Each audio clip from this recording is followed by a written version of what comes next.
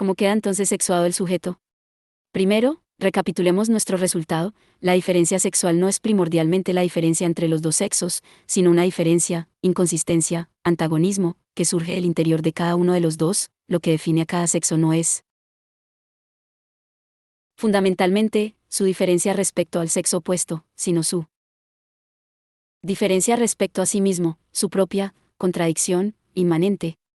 28. Y cuando pasamos de la diferencia universal que atraviesa los dos sexos a la diferencia entre los dos sexos, no se trata de la vieja historia de la eterna lucha entre los dos sexos, o, en el nivel cosmológico, entre los dos principios dinámicos opuestos, masculino y femenino, yin y yang, luz y oscuridad, etc., o, en términos estructurales, no es la diferencia entre los dos significantes opuestos, lo masculino y lo femenino.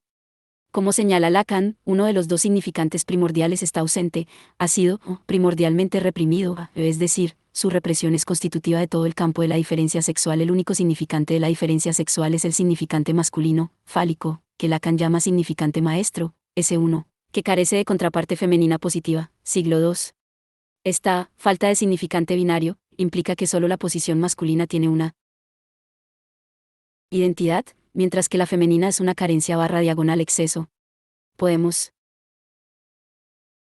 imaginar la indignación de las feministas: solo existe el hombre, la mujer no existe, como dice Lacan, lo que significa que Lacan es un chauvinista masculino y falocéntrico que reduce a la mujer a una semientidad, una carencia o exceso en relación con la plena autoidentidad de la existencia masculina, y, como sugirió Alenka Zupani, la forma correcta de transcribir la diferencia sexual no es M / diagonal F sino simplemente MI. Aquí habría que volver a citar a Beckett: todo se divide a sí mismo, supongo. 29. La división básica no es, como aseguraba Mao, la del uno que se divide en dos, es la división de una cosa indeterminada en uno y su resto, exceso o excedente. Así es como funciona la diferencia sexual. La especie humana no se divide en dos, masculino y femenino, se divide en uno, masculino, y su exceso, por lo tanto, es MI. Aquí, sin embargo, Lacan complica inesperada y paradójicamente las cosas, en la génesis trascendental, no empírica, de la diferencia sexual, más. El exceso o excedente viene en primer lugar, lo precede en relación con él. Exceso / diagonal excedente, lo mismo ocurre con el excedente goce, que no tiene lugar después de un goce normal. El goce es en sí mismo un excedente, un exceso respecto al despliegue normal de las cosas. Al inicio, lógico. Hay un exceso que emerge de la nada, tal vez de un modo análogo al surgimiento de algo de la nada, del vacío, en la mecánica cuántica, y solo en un segundo movimiento, y, respecto a la nada, plantea retroactivamente un algo autoidéntico respecto al cual es un exceso, pero este planteamiento, esta transformación de y en uno, en última instancia tiene que fracasar, el exceso permanece, por lo que el uno es un exceso. En otro movimiento retroactivo, la dualidad del uno y el exceso se substancializa en la pareja M y F como dos términos positivos, pero aquí también prevalece un exceso, por lo que tenemos MF y la pareja más su exceso, como masculino, femenino y transgénero. En términos más especulativos, estas complicaciones suceden porque no tratamos con una diferencia entre dos términos autoidénticos, sino con la identidad y la diferencia. El segundo término no es diferente al uno, o vacío, es la diferencia como tal. El exceso primordial es una pura diferencia que perturba el vacío. La mujer es la diferencia pura respecto al hombre, MI. El transgénero es la diferencia pura que se produce en exceso en relación con los términos diferenciados, M, F. 30. Una de las consecuencias de todo esto es que el hombre es el único género stricto sensu y que la mujer es la primera figura transgénero. Por lo tanto, recapitulando, no es correcto decir que hay dos sexos, hay un sexo y su resto, que positiviza el fracaso del uno para ser uno. Si hubiera dos sexos, cada uno con su propia identidad substancial, entonces el segundo sería idéntico al primero, por lo que solo habría uno. Por lo tanto, la mujer no es solo más que el hombre, las mujeres como y son este mismo, más, lo que Lacan llamó en Core, el título de su seminario sobre la sexualidad femenina. En las cosmologías premodernas empezamos con la oposición sexualizada básica, yin-yang, que progresivamente se va especificando en combinaciones cada vez más complejas de los principios básicos opuestos. El modelo de este procedimiento es el antiguo libro de los cambios chino, que incluye combinaciones sistemáticas de los dos principios. Con Lacan es diferente, porque la pareja inicial ya se ha desmoronado, la contraparte binaria no existe. Por ello, toda la red está atravesada por un desequilibrio y una asimetría básicos, por un cortocircuito entre lo universal y lo particular, un cortocircuito en el que la diferencia externa, entre un género y su otro, coincide con la diferencia interna. El género ha de aparecer como una de sus especies. Volviendo a subrayar el meollo del asunto, la diferencia sexual no es la de un género, la humanidad, dividido en dos especies, o más, es una diferencia que define, constituye, el género mismo, y en ese sentido es una diferencia abolida, en la que uno de los términos se ha perdido. Esta falta de uno de los términos universales queda salvada por la multiplicidad de los particulares. El problema de cómo pasar del universal a la multiplicidad de los particulares queda así. Resuelta en el nivel del universal, obtenemos un espacio doblado, o más bien curvado, en el que la multiplicidad de los particulares está al mismo nivel que los universales, contrarresta su carencia, esto es, la diferencia universal consiste en un género y sus múltiples especies particulares. Así pues, masculino y femenino forman una pareja, pero no como dos principios que se complementan el uno al otro. Deberíamos leerlo masculino-femenino tal como debemos releer el término marxismo-leninismo. En una nueva época del imperialismo, el marxismo original, el marxismo, como tal, ya no funciona, ha de ser complementado por el leninismo, como una nueva determinación particular que salva la carencia del marxismo.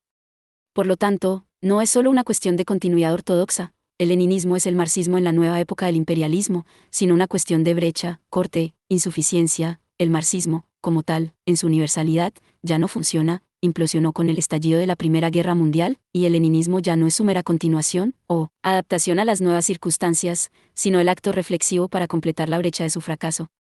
Este paso a una nueva fase no es el resultado de un desarrollo orgánico, implica un corte violento y, en última instancia, contingente. Podría haber surgido otra determinación particular para salvar la falta. Por leninismo no entendemos la obra de Lenin, sino su codificación por Stalin. No hemos de olvidar que el libro clásico de Stalin es Los fundamentos del leninismo, ni que la expresión marxismo-leninismo es stalinista.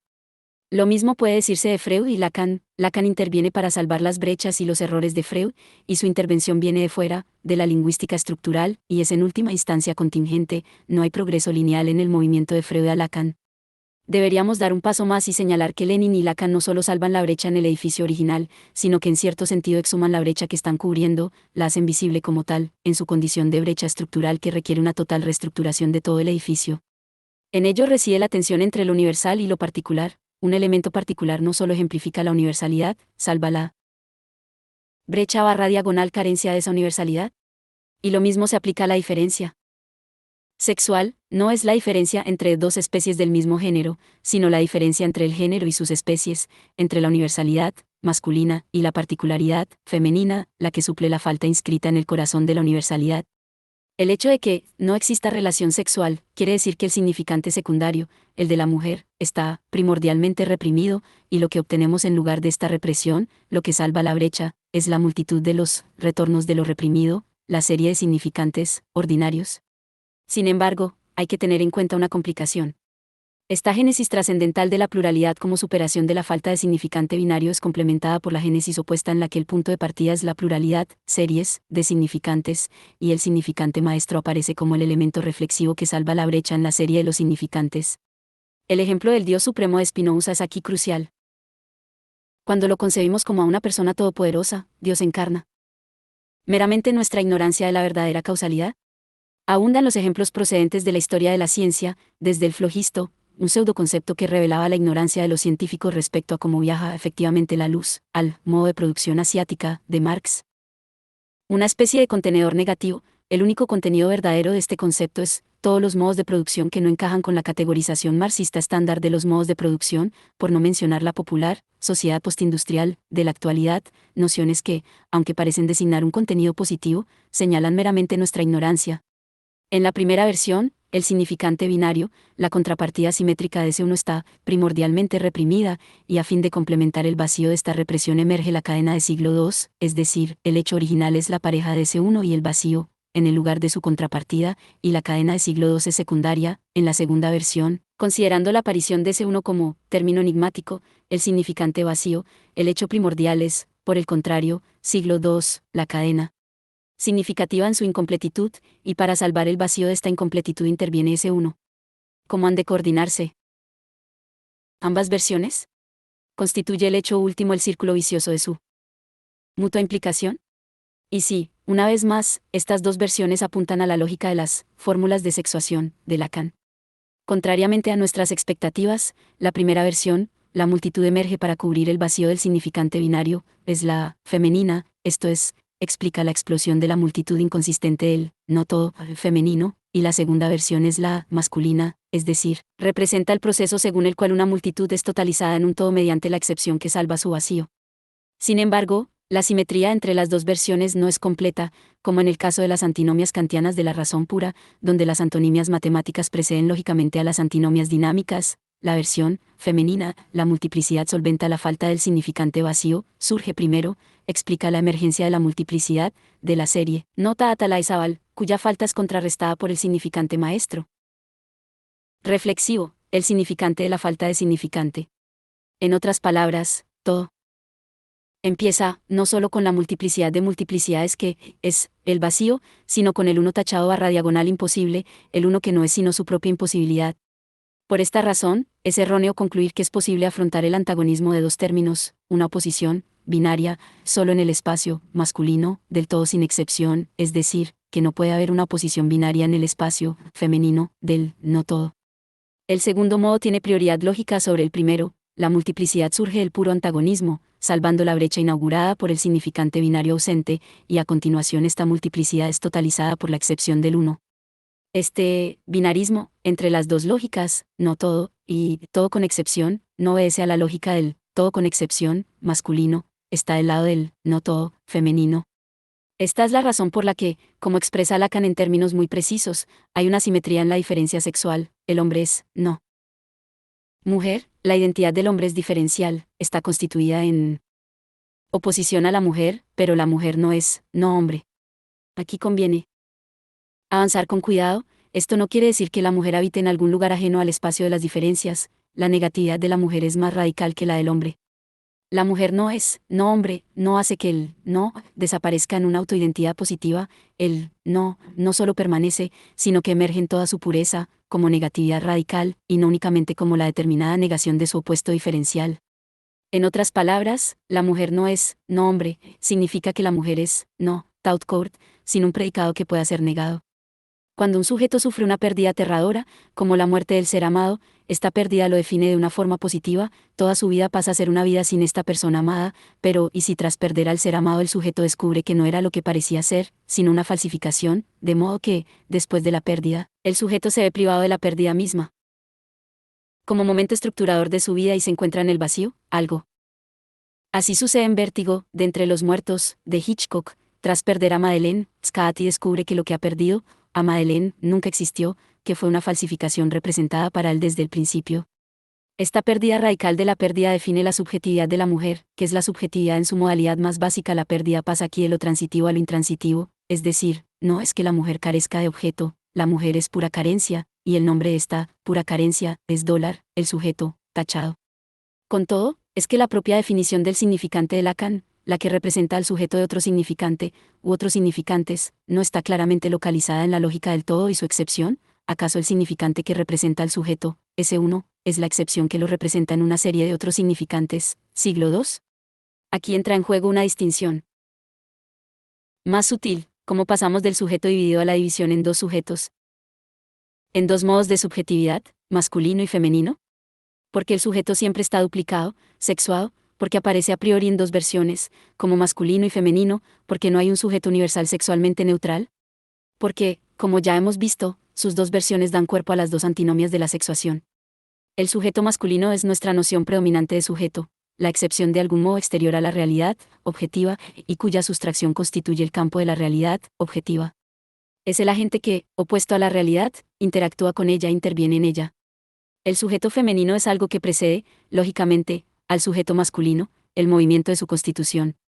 El sujeto femenino no está orgánicamente incluido en la realidad como parte de esta, es, por el contrario, lo que hace que toda realidad sea, no todo, el operador de su inconsistencia, tan solo el gesto negativo de la retirada. El sujeto en su condición masculina, en su modalidad masculina, completa la realidad a través de su propia excepción, mientras que el sujeto como modo femenino incompleta la realidad, es un menos que nada, que, al añadirse a ella, al incluirse en ella, la torna inconsistente. Pelantas, animales, humanos y posthumanos. Sin embargo, cuando declaramos que el sexo es nuestro contacto con el absoluto, no nos quedamos en el círculo trascendental al elevar la experiencia sexual al marco privilegiado que implica contactar con lo real.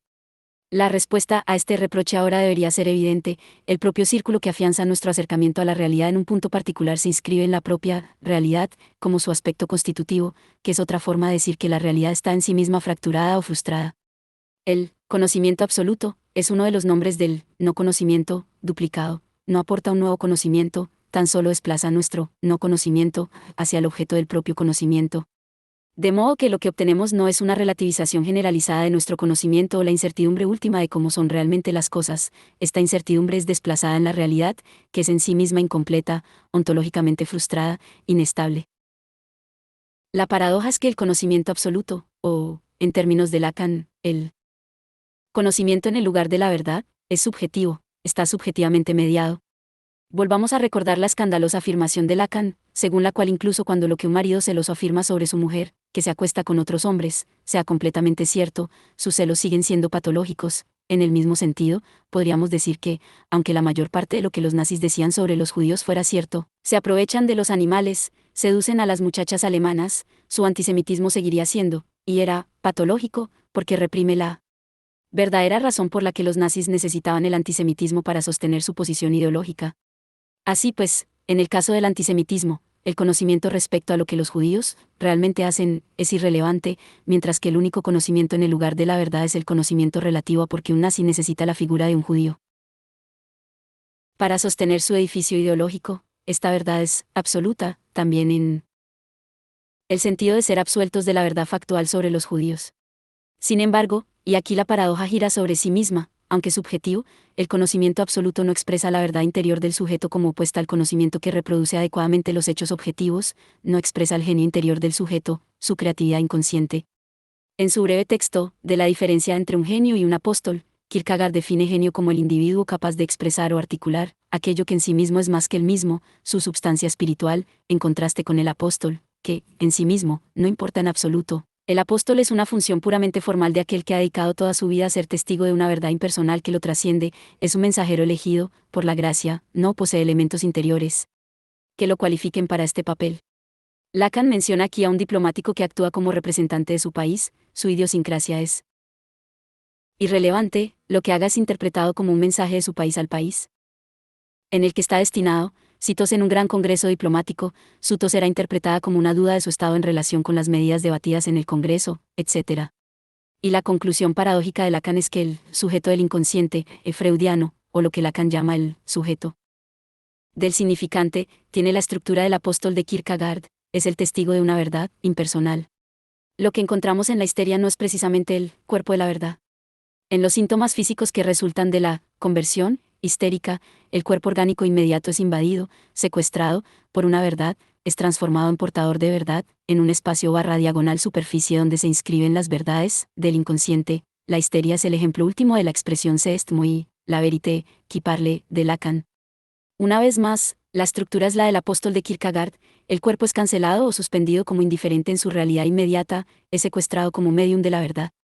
Pensamiento sin pensador, sueño sin soñador, creencia sin creyente, esto es el inconsciente freudiano, no la expresión de la profundidad del sujeto, sino una presuposición cuyo estatus es puramente virtual. Aunque no subjetivado, no expresa la vida interior del sujeto, solo existe en relación con su sujeto, que sigue siendo vacío, el cogito cartesiano en cuanto sujeto del inconsciente, según Lacan. El sujeto del inconsciente no es un sujeto colmado de una riqueza interior inconsciente, sino un sujeto vacío radicalmente separado de su inconsciente, y que ocupa y utiliza al sujeto como su apóstol. Y esto nos trae de vuelta al punto de partida de este libro, lo no orientable. La naturaleza frustrada de la realidad implica que debemos apoyar plenamente el rechazo a toda forma de progresismo. El progreso, toda forma de evolución hacia niveles superiores, siempre es un suceso local, nunca un aspecto del proceso cósmico global.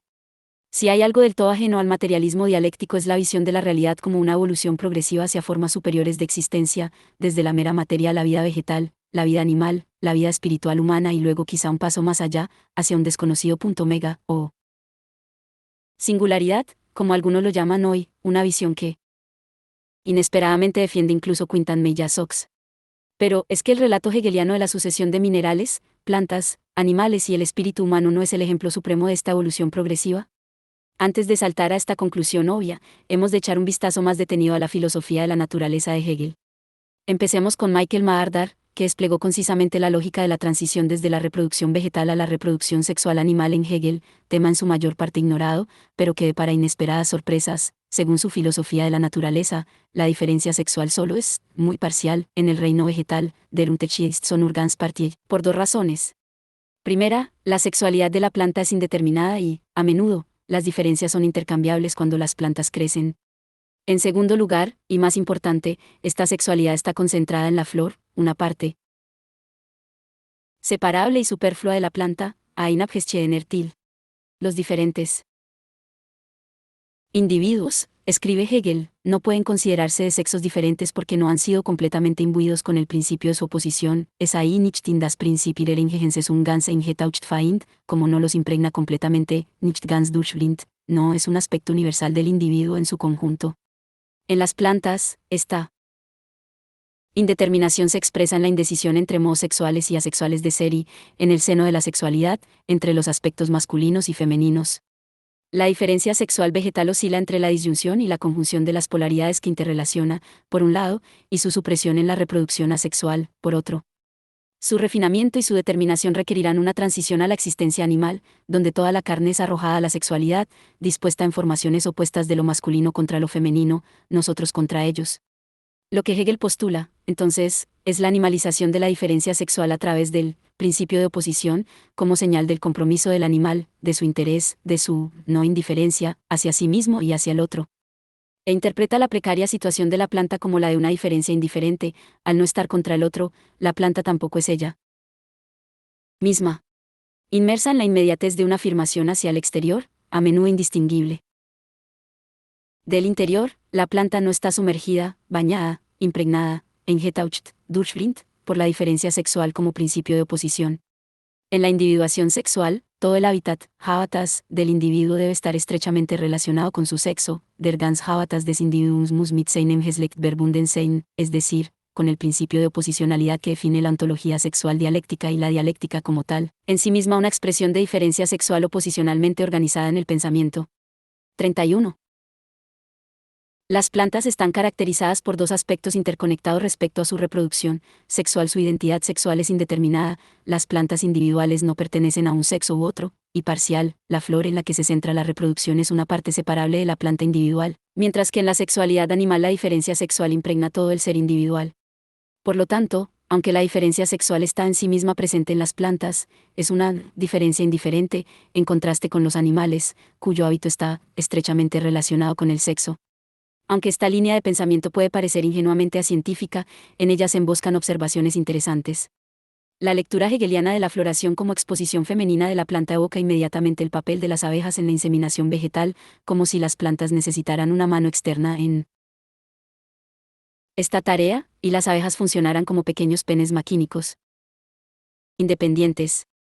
Es fácil acusar a Hegel de interpretar la reproducción vegetal desde el punto de vista de la reproducción sexual animal, como su nivel inferior, pero lo que realmente importa aquí es la idea principal de Hegel que subyace a esta línea de pensamiento. La actividad sexual no solo está malograda, atravesada por puntos muertos e imposibilidades. En la cultura humana, la actividad sexual implica un punto muerto desde el principio, no solo en los animales sexuados, sino ya en el reino vegetal, por lo que cada paso en la reproducción sexual procura resolver el bloqueo del anterior.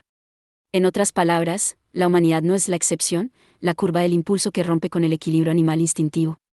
Si el horizonte último de nuestro pensamiento es el exceso / diagonal perturbación que propicia la transformación del instinto en pulsión, la desnaturalización del instinto en pulsión, entonces quedamos atrapados en la habitual oposición entre la naturaleza y el exceso humano.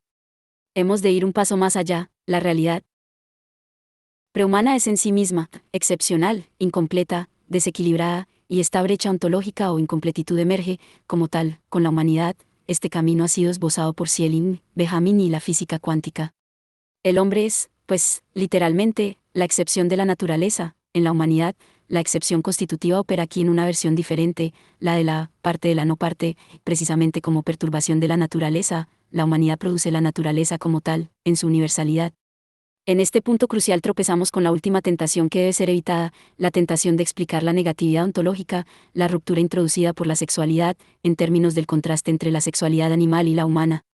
El propio Lacan no es inmune a este topos estándar. A través de su obra, varía repetidamente el motivo de la negatividad y la ruptura introducida por la sexualidad humana en el mundo de la copulación natural. La propia distinción entre instinto y pulsión puede interpretarse así: los animales poseen un conocimiento instintivo que les dice cómo y cuándo copular. Para ellos, la cópula forma parte del circuito natural de la vida, mientras que los seres humanos estamos radicalmente desorientados, carecemos de coordenadas instintivas para nuestra vida sexual, y hemos de aprender a gestionarla, a apoyarnos en escenarios culturalmente estructurados. Hay instinto sexual en la naturaleza, pero no en los seres humanos, que son la excepción en la naturaleza. En su nivel más fundamental, la humanidad es una desviación de la naturaleza. 32. En este sentido, Gerard Bachman explica por qué nos parece tan placentero mirar interminablemente los canales de televisión especializados en documentales de vida animal. Nature, Wild Kingdom, National Geographic ofrecen un vistazo al mundo utópico en el que no son necesarios ni el lenguaje ni la formación, es decir, a una sociedad armoniosa, como dirían hoy en China, en la que cada cual conoce espontáneamente su papel. El hombre es un animal desnaturalizado. Somos animales enfermos de lenguaje. Y a veces anhelamos una cura. Con callarnos no basta. No basta con desear volver a la animalidad. Así es como, para consolarnos, vemos los canales de animales y nos maravillamos por un mundo no domesticado por el lenguaje. Los animales nos hacen oír una voz de silencio puro. Nostalgia de la vida en los océanos. La humanidad parece estar atrapada en el síndrome de Cousteau. 33. Sin embargo, hay otra manera, más radical y propiamente hegeliana de comprender la dislocación de la sexualidad, y si la sexualidad equilibrada, natural, es un mito humano, una proyección retroactiva. Y si la imagen de la naturaleza sabia es el último mito humano, la última tradición inventada. El propio Lacan se muestra dividido en este punto. A veces afirma que los animales saben, que poseen un conocimiento instintivo sobre la sexualidad. A veces, a propósito de la laminilla, por ejemplo, declara que en la diferencia sexual natural ya hay una falta. La laminilla es lo que resulta sustraído en el ser viviente en virtud de su sometimiento al ciclo de la reproducción sexuada. 34. Por lo que en el sexo natural ya hay un punto muerto, esto es, existe cierto tipo de dislocación o negatividad que opera en la naturaleza misma, en el propio corazón de la reproducción sexual. En la propia naturaleza parece haber algo terriblemente erróneo en este punto. El problema no es que la naturaleza siempre sea cultural, sino que para empezar le falta algo para ser naturaleza, nuestro otro. Una forma de expresarlo es decir que no hay instinto sexual, esto es, que no hay conocimiento, ley, inherente a la sexualidad y capaz de guiarla. 35.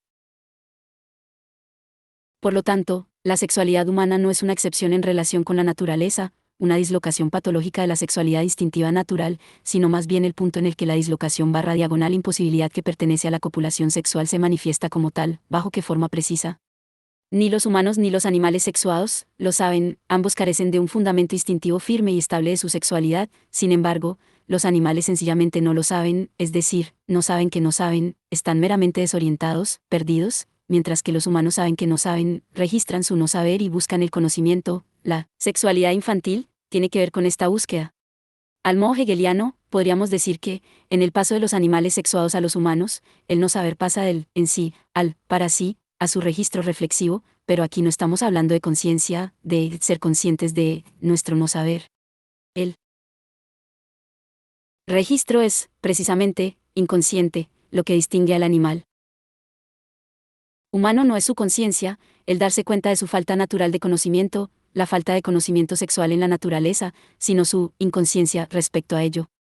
36. Esta formulación debería entenderse en su sentido preciso de inconsciente estructurado como lenguaje. Lacan ser inconsciente de algo es lo que Hegel llamaría negación determinada, un hecho positivo en sí mismo. Aquí deberíamos recordar la distinción clásica de Kant entre juicio negativo, la negación de un predicado, y juicio infinito, la reivindicación de un no predicado. Es inconsciente de, no es lo mismo que, no es consciente de, por ejemplo, no soy consciente de los procesos neuronales que sostienen mi pensamiento, pero no puedo decir que sea inconsciente de ellos, pues eso supondría que tales procesos ya están subjetivados en el modo de la conciencia, del mismo modo que estoy, no. Muerto, significa que estoy vivo como muerto viviente, como se inscribe esta existencia, inconsciente, en el orden simbólico. Aquí, Lacan ofrece una respuesta precisa, bajo la apariencia de plus de jouir, del plus de goce, que no solo es un exceso respecto a toda forma determinada de objeto de goce, sino un objeto que positiviza este exceso de negatividad. Dicho de otra forma, aunque en los animales y en los seres humanos no existe la relación sexual, solo los humanos pueden decretar el juicio infinito en el que el exceso se transforma en un objeto, es decir, en el que la no relación, como tal, llega a existir, ahí donde la sexualidad animal es simplemente inconsistente, y esto es lo que comparte con la sexualidad humana. La Jouissance se asemeja a un conjunto que contiene esta inconsistencia como único elemento. Esta división interna de la vida obtiene una existencia material, objetiva en sí misma, en la forma que Lacan llama Jouissance. El cambio crucial ocurre cuando la negatividad inmanente, la muerte como intrínseca a la vida, alcanza una existencia material en el goce sedente, que se transforma en su figura o representante, relacionado con diversas pulsiones parciales y su satisfacción. Solo así pasamos de la sexuación a la sexualidad propiamente dicha, la sexualidad de los seres dotados de habla. 37. Por lo tanto, se trata del paso de la inconsistencia de un proceso objeto al objeto que da cuerpo a esta inconsistencia, desde la no existencia de la relación sexual a la existencia de la no relación, desde un exceso respecto a la objetividad a un objeto que da cuerpo a ese exceso. La jouissance no es nunca puro exceso de productividad respecto a todo objeto, la jouissance es siempre un objeto, la inconsistencia no solo es inconsistencia entre elementos, siempre es un objeto, en ello, en este definitivo, juicio infinito, reside la coincidencia hegeliana de opuestos que define el goce sedente. Contra este telón de fondo hay que leer las líneas en las que Mardar sitúa la limitación de Hegel, que habría pasado si la filosofía de la naturaleza de Hegel hubiera hecho la transición no solo del reino vegetal al animal, sino también de la animalidad, el organismo humano, con el que culmina, a la humanidad, y lo hubiera hecho como una filosofía de la naturaleza, y no como una fenomenología del espíritu. ¿Cómo habrían aparecido las diversas diferencias de la diferencia sexual? ¿Bajo qué luz se habrían manifestado? 38. Por lo tanto, no es solo que la sexualidad humana sea la substancia animal meramente sublimada por los modos y los rituales civilizados, gentrificada, disciplinada, etc., su propia substancia es radicalmente transformada. La naturaleza, la substancia natural de la sexualidad, no solo adquiere una forma civilizada, también cambia en el nivel de la propia naturaleza, el exceso mismo que amenaza con desbordar las limitaciones civilizadas. La sexualidad como pasión incondicional es el resultado de la cultura. Así, la civilización /cultura plantea transforma su propia presuposición natural, la cultura, desnaturaliza, retroactivamente a la propia naturaleza, es lo que Freud llamó el ello, la libido. Así llegamos a otra conclusión paradójica, la sexualidad humana también puede entenderse como una extraña síntesis de sexualidad animal y vegetal. Sí, como los animales sexuados, los seres humanos están sumergidos, bañados, impregnados por la diferencia sexual como principio de oposición, que toman de las plantas su arraigo. Para aclarar este punto, hemos de atender al desafío de la tecnología, no es que debamos descubrir cómo toda nuestra actividad depende de nuestro insuperable, un interjebar, arraigo en nuestro mundo vital, sino, por el contrario, que hay que interrumpir este arraigo y aceptar el abismo radical de la propia existencia. Es un terror que ni el propio Heidegger se atrevió a afrontar. Expresándolo en los términos de una comparación problemática, ¿acaso en la medida en que los seres humanos estamos integrados en un mundo vital simbólico prereflexivo, no somos algo así como plantas simbólicas? En algún lugar de su filosofía de la naturaleza, Hegel dice que las raíces de la planta son sus entrañas, que, en contraste con un animal, la planta tiene en su exterior, en la tierra, lo que le impide cortarlas y desplazarse. Para ella, cortar las raíces equivale a la muerte. Entonces, ¿acaso nuestro mundo vital simbólico, en el que estamos prereflexivamente arraigados desde siempre, no es como nuestras entrañas simbólicas, arrojadas fuera de nosotros mismos? Y el verdadero reto de la tecnología no es evitar que repitamos el paso de las plantas a los animales también a nivel simbólico, cortando nuestras raíces simbólicas y aceptando el abismo de la libertad. En este sentido preciso podemos aceptar la fórmula según la cual la humanidad se convertirá deberá convertirse en posthumanidad, estar arraigado en un mundo simbólico es la definición de ser humano. En este sentido, la tecnología es una promesa de liberación a través del terror. El sujeto que emerge en y a través de esta experiencia de terror es en última instancia el propio cogito, el abismo de negatividad ensimismada que forma el núcleo de la subjetividad trascendental, el sujeto acéfalo de la pulsión, de muerte. Se trata del sujeto propiamente, humano. Esta negatividad está activa desde el principio. ¿Dónde? La inseminación vegetal y la reproducción animal sexuada comparten un aspecto que, visto desde la distancia, resulta sorprendente e incluso enigmático, porque el proceso de inseminación descansa en un encuentro contingente de dos agentes exteriores uno del otro, una pareja masculina y otra femenina, o incluso a través de las abejas. Porque este proceso no está integrado en un solo y único ser vivo. Porque este peligro contingente abre la posibilidad de un encuentro fallido. Tal vez, en un nivel abstracto, la clave de este enigma la proporciona otro enigma, porque la diferencia sexual como puro antagonismo que atraviesa el campo se manifiesta como dos sexos. ¿Por qué no tres, cuatro, una serie indefinida con cada elemento cortado por el mismo antagonismo? ¿Cómo pasamos del antagonismo inmanente al dos externo? La respuesta de Lacan es, precisamente, que dos nunca es dos, sino uno y su vacío, que está lleno de una multiplicidad inconsistente. Dos, en el sentido de una pareja complementaria de opuestos, es un sueño de relación sexual. Esta contingencia se inscribe en el propio núcleo del proceso de inseminación. La reciente investigación sobre ciertos virus ha reactualizado la hipótesis de la panspermia. 39. Recientemente, los investigadores han identificado un antiguo virus que insertó su ADN en los genomas de animales de 4 extremidades que fueron ancestros de los seres humanos. Ese retazo de código genético, conocido como ARC, forma parte del sistema nervioso de los humanos modernos y tiene un papel en la conciencia humana, comunicación nerviosa, formación de la memoria y pensamiento de orden superior. Entre el 40 y el 80% del genoma humano puede estar vinculado a antiguas invasiones virales. 40. Aunque la vida solo se ha confirmado en la Tierra, la implicación de esta noticia es que la vida extraterrestre no es solo plausible, sino probable o inevitable. Significa esto que hemos vuelto a una forma de teología, con un Dios que planta espermas, en la realidad, semillas que quedan latentes y vagan a la deriva hasta encontrar la materia apropiada para realizarse a sí mismas. Hay una explicación materialista, la química que produjo la vida quizá empezó poco antes del Big Bang, hace 13.800 millones de años, durante una época habitable en la que el universo solo tenía 10 a 17 millones de años. Los ladrillos orgánicos prebióticos se originaron en el espacio y fueron incorporados a la nebulosa solar a partir de la que se condensaron los planetas y fueron constantemente arrojados a las superficies planetarias donde emergía la vida, abiogénesis.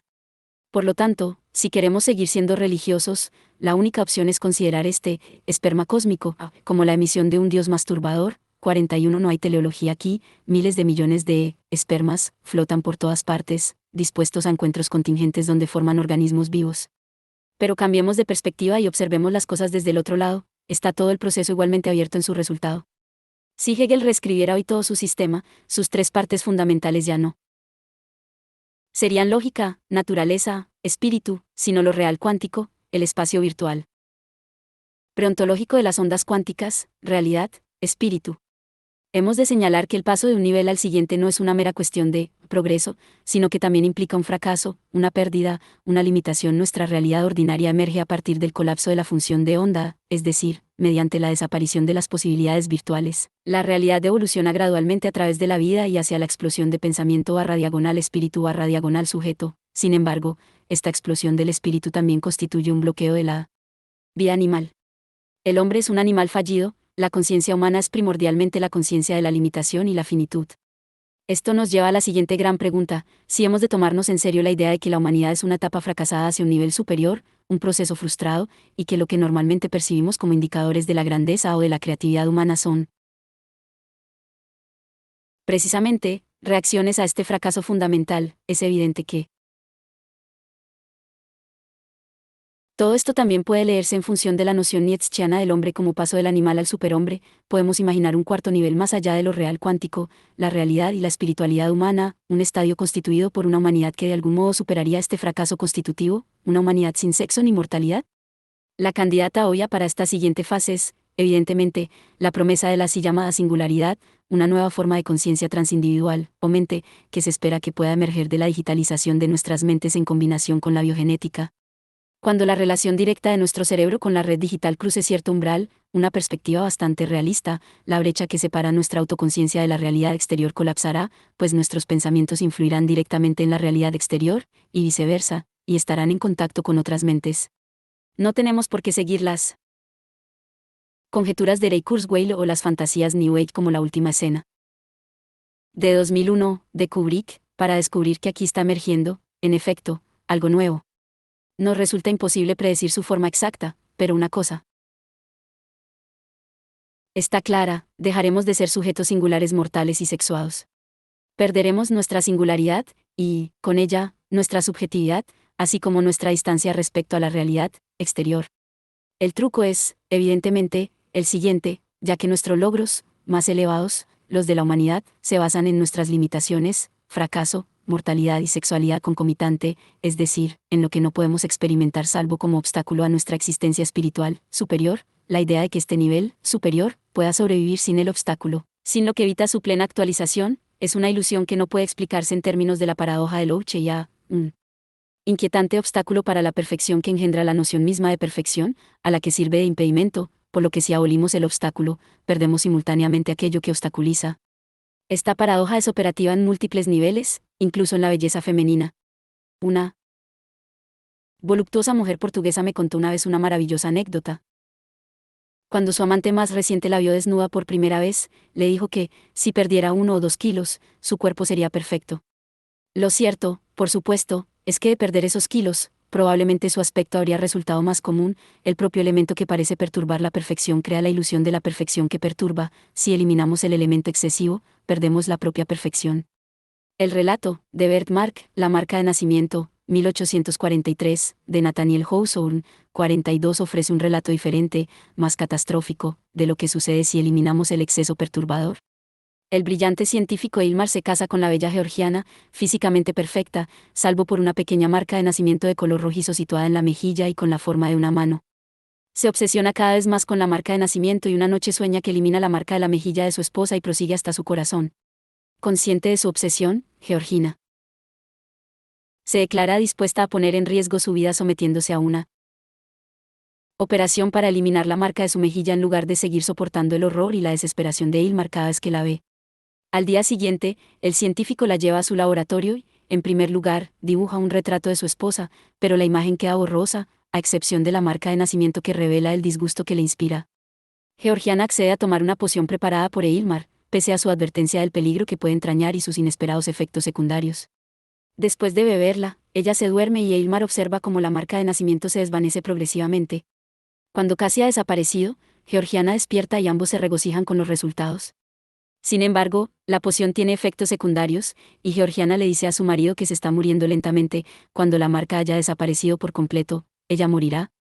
El resultado es la muerte, no solo la pérdida de la perfección, la marca de nacimiento, el detalle inquietante, está relacionada con el corazón que mantiene viva a Georgiana. Aunque puede parecer más trágica que mi anécdota del encuentro de la mujer portuguesa, en realidad es menos aterradora, ya que la belleza sobrevive a la eliminación del detalle perturbador. La georgiana muerta no solo conserva su belleza, llega hasta ella a través de la muerte. Las dos historias, mi anécdota y el cuento de Hawthorne, nos enfrentan a una encrucijada. Si decidimos eliminar el obstáculo, obtenemos la perfección de la belleza y perdemos la vida, o seguimos vivos como seres humanos ordinarios y sin la promesa de la perfección. El ejemplo sociopolítico crucial de esta paradoja lo plantea Marx, cuyo error fundamental fue llegar a la conclusión, a partir de estos pensamientos, de que un nuevo orden social superior, el comunismo, era posible, un orden que no solo mantendría, sino que elevaría a un grado superior y liberaría plenamente el potencial de la espiral de autocrecimiento de la productividad, que en el capitalismo, en virtud de su obstáculo barra diagonal contradicción inherente, es frustrada una y otra vez por crisis económicas socialmente destructivas.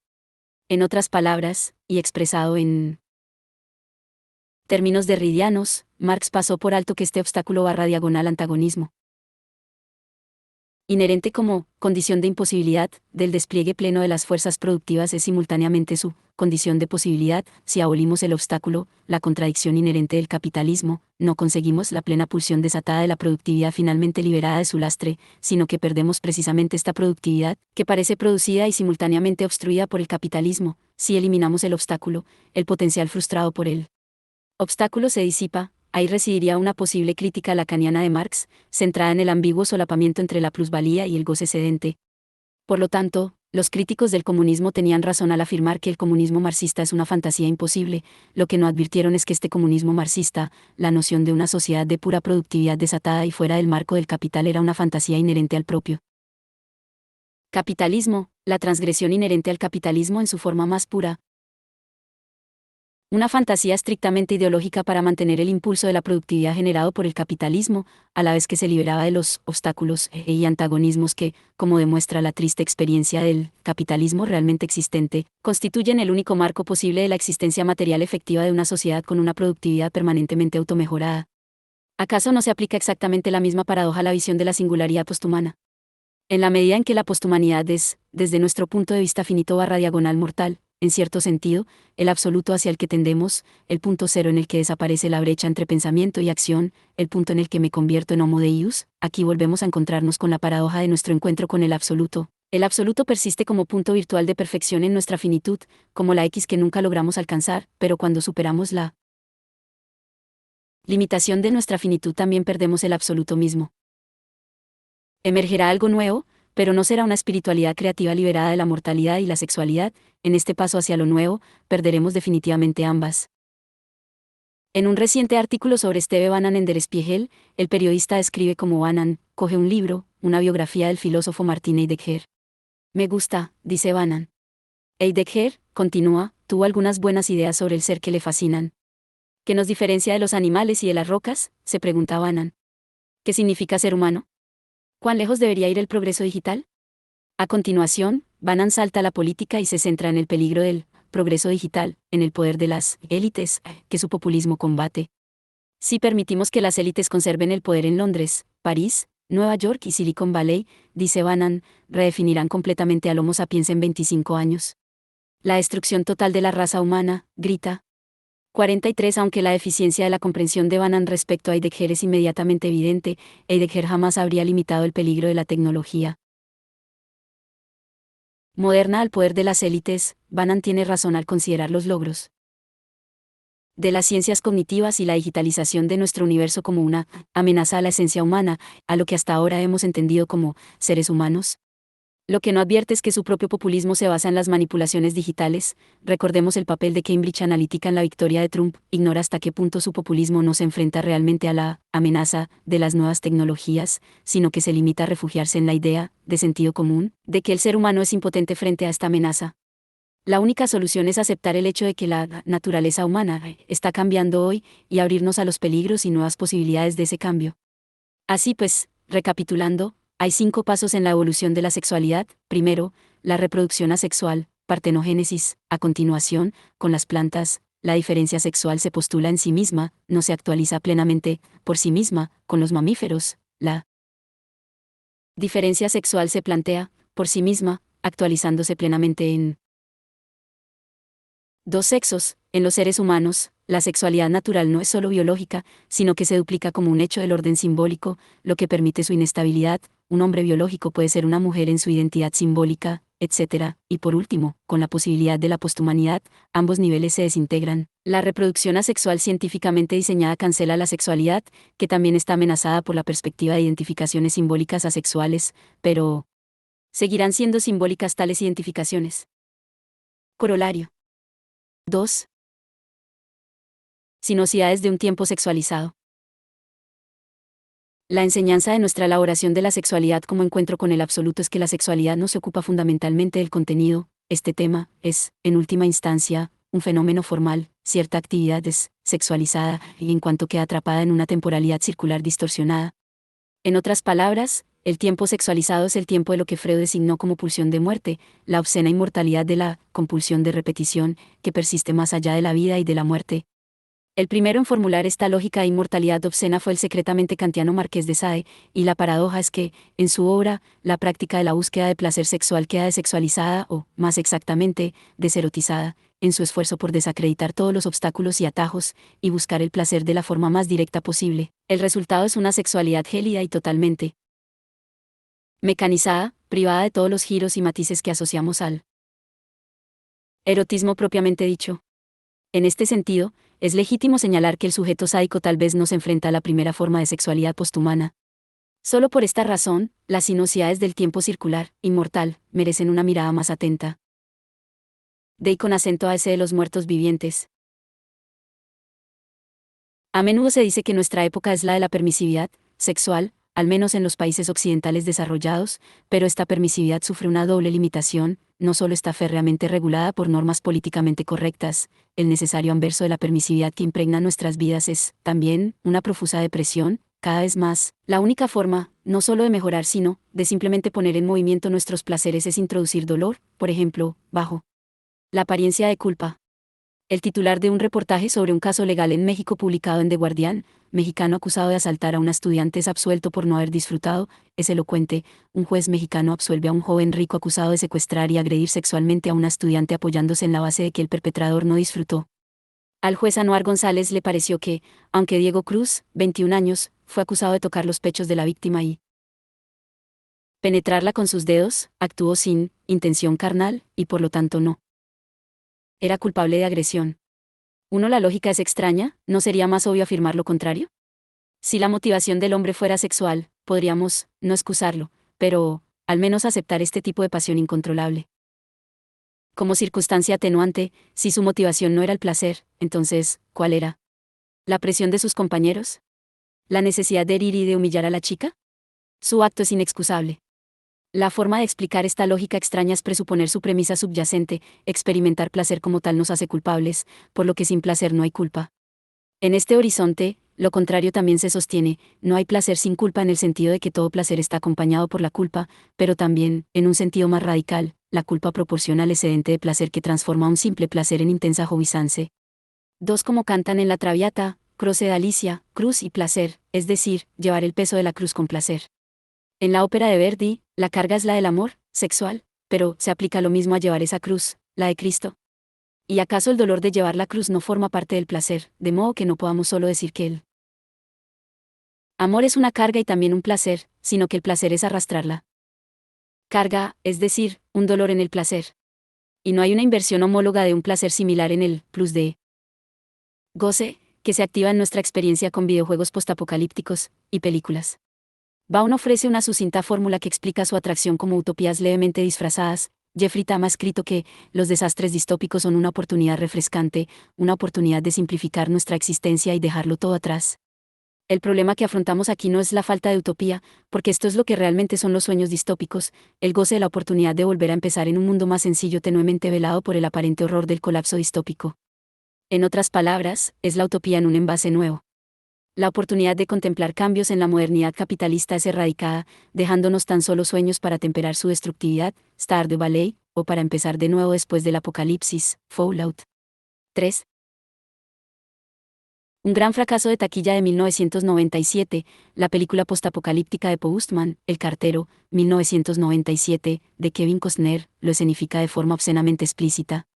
Ambientada en 2013, 15 años después de que un evento apocalíptico indeterminado dejara una huella devastadora en la civilización humana e hiciera desaparecer la mayor parte de la tecnología, sigue la historia de un nómada anónimo que encuentra el uniforme de un antiguo cartero del Servicio Postal de Estados Unidos y empieza a distribuir correo entre las aldeas desperdigadas, pretendiendo actuar en nombre de los Estados Unidos restaurados de América. Otros empiezan a imitarlo y, gradualmente, a través de este juego, la red institucional básica de Estados Unidos surge de nuevo. La utopía que emerge después del grado cero de la destrucción apocalíptica son los mismos Estados Unidos que conocemos hoy. Es fácil descubrir cómo, aunque puede parecer un caso ejemplar de la izquierda hollywoodiense, que retrata críticamente el potencial autodestructivo de la civilización capitalista, la implicación política real de las fantasías postapocalípticas es que no hay salida a la dinámica capitalista. La restauración postapocalíptica no solo acaba en la utopía de una sociedad idéntica a la que precedió al apocalipsis, con algunos arreglos cosméticos y superficiales, el propio relato de un nuevo comienzo después de un apocalipsis que, por así decirlo, pone el contador a cero, repite un básico y moderno mito burgués. Baum se detiene ingeniosamente en la conocida tesis de Freud acerca de los sueños como cumplimiento disfrazado de deseos infantiles reprimidos.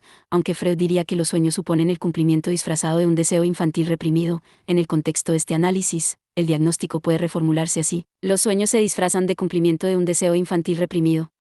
Aunque el sueño es el sueño del otro, está disfrazado como cumplimiento del deseo instintivo o interno del sujeto. 4.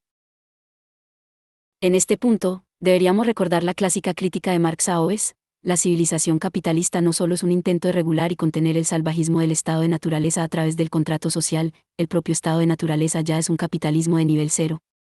Y lo mismo puede decirse del estado de nivel cero en los videojuegos y las películas apocalípticas: representa al capitalismo, a la constelación capitalista específica disfrazada de estado salvaje de la naturaleza. Sin embargo, ¿a dónde conduce la afirmación de que toda formación de nuestros deseos es un producto históricamente específico de las luchas sociales? Baum imprime un giro lacaniano a esta afirmación y señala cómo la teoría lacaniana ofrece el mejor aparato conceptual para comprender cómo el universo digital, nuestro gran otro, especialmente el de los videojuegos, determina nuestros deseos. Recordemos la escena de Brasil, 1985, de Terry Gilliam, en la que, en un restaurante de categoría, los clientes reciben una deslumbrante fotografía de la comida en un soporte por encima del plato, y en el propio plato una masa repugnante, excrementicia y de una consistencia semejante al engrudo. El efecto de sorpresa de esta escena reside en el hecho de que representa lo que Lacan llamaba separación, divide lo que en nuestra experiencia aparece como una y la misma cosa, percibimos el engrudo, la comida real, a través de las lentes de la fantasía, de la foto. La comida sabe literalmente distinta si la observamos a través de un marco de ilusión diferente, y en la actualidad este marco ha sido en gran medida construido por los medios digitales. Hay otro elemento absolutamente esencial en la escena de Brasil que debemos señalar, cuando el camarero presenta el menú a los clientes, y el protagonista, Jonathan Price, se niega a elegir y le pide que traiga lo que mejor le parezca, el camarero se enfada e insiste en que tiene que elegir. La ironía de este detalle no pasa desapercibida, el camarero insiste en que elija precisamente porque todos los clientes recibirán, lo que parece, el engrudo excrementicio, con una fotografía diferente, es necesaria una decisión libre para sostener la apariencia de que precisamente las apariencias, lo que vemos en la fotografía, importan, que hay una diferencia substancial entre las diferentes masas excrementicias. Un vez más, ¿a dónde conduce esta exteriorización e historización de nuestros deseos? ¿Debería un sujeto emancipado aceptar plenamente esta radical alienación de su deseo, es decir, el hecho de que su deseo jamás sea propio, sino que esté regulado por un mecanismo sociosimbólico externo? Si nuestros deseos han estado descentrados desde siempre, ¿qué es lo nuevo ahora, con la digitalización? ¿Es que el deseo no fue siempre así? ¿Acaso el gran otro digital no es un nuevo ejemplo del gran otro simbólico, un ejemplo que nos permite ser conscientes de hasta qué punto hemos sido descentrados y regulados, como nos han pronunciado en lugar de hablar nosotros, como señala Lacan? La respuesta de Lacan es un no categórico, lo que está amenazando la digitalización de nuestra vida cotidiana no es nuestra subjetividad libre, sino el propio gran otro, la agencia del orden simbólico, en su funcionamiento normal. Otro de los axiomas de Lacan, junto a que el deseo es el deseo del otro, es que no hay un gran otro, y deberíamos tomarnos estas palabras en su sentido fuerte, en oposición a un mero, no existe, le gran autre en existe paz, implica aún que hay un gran otro en el orden virtual, como ficción simbólica que estructura nuestra actividad, aunque solo exista en sus efectos, como una referencia normativa de nuestros actos simbólicos, mientras que, Ilene Y paz de gran autre, tiene un sentido mucho más fuerte e implica que el gran otro ni siquiera puede existir como ficción simbólica coherente, ya que está frustrado por antagonismos e inconsistencias inmanentes. En la medida en que el gran otro es uno de los nombres que Lacan da al inconsciente, Ilene Y paz de gran autre, también significa que el inconsciente no es una substancia alienada que determina al sujeto. El inconsciente freudiano es uno de los nombres de la inconsistencia de la propia razón. Lacan llega a usar la fórmula ICS, que puede leerse como la condensación de inconsciente e inconsistencia. Podemos describir el hecho de que no hay un gran otro, en términos más existenciales. A menudo se evoca una experiencia para ilustrar la temprana definición de Lacan: el inconsciente es el discurso del otro. No ocurre que poetas y otros individuos inspirados llegan a decir, en un cierto punto, que sienten que ya no son ellos los que hablan, como si alguna instancia superior, o quizá más profunda, se expresara a través de ellos. Esta noción, de la que fácilmente se puede apropiar cualquier tipo de oscurantismo espiritual junguiano, es precisamente lo que hay que rechazar de forma incondicional. No hay un gran otro, significa exactamente que, aunque el sujeto hablante es pronunciado, descentrado, etc., no hay otro que opere así. Lo que se expresa a través de mí no es más que un pandemonio inconsistente y contradictorio, no una instancia que controla el juego y entrega mensajes. Y esto nos lleva al quid de la cuestión. Para Lacan, existe el sujeto, en el sentido estricto de sujeto del significante o del inconsciente, solo en la medida en que no hay gran otro. Tanto en el nivel de sus deseos más profundos como en el nivel de la substancia social y ética de su ser, el sujeto no puede basarse en un soporte substancial firme, está atrapado en el abismo de su libertad. Ahora entendemos por qué Ilene Y paz de gran autre también nos arroja al núcleo mismo de la problemática ética, excluye la idea de que en algún lugar, aunque se trate de un punto de referencia completamente virtual, aun cuando admitamos que jamás ocuparemos su lugar y pasaremos el juicio real, debe existir una norma que nos permita evaluar nuestros actos y pronunciar su verdadero sentido, su verdadero estatus ético. Hay otro nivel para leer: el deseo es el deseo del otro, además del imaginario, la mediación de mi deseo con los deseos de los demás, y lo simbólico, la sobredeterminación de mi deseo del gran otro, el de lo real, la confrontación del sujeto con lo real del deseo del otro en su impenetrabilidad abisal es constitutiva de la subjetividad. Debido a este abismo en el núcleo del gran otro no hay gran otro, y debido a este abismo en el otro, el sujeto no solo está irreductiblemente alienado, determinado por el otro, nunca es directamente el mismo, sino, mucho más radicalmente, ni siquiera puede ser completamente alienado en el sentido de depender de una entidad substancial externa, como en, no soy yo, es mi gran otro inconsciente quien determina mis deseos. En este punto deberíamos introducir la distinción clave de Lacan entre alienación, significativa, y separación. El sujeto no solo está alienado en él. Gran otro, este gran otro está alienado de sí mismo, frustrado desde él interior, separado de su núcleo real, y esta separación en el corazón del gran otro sostiene el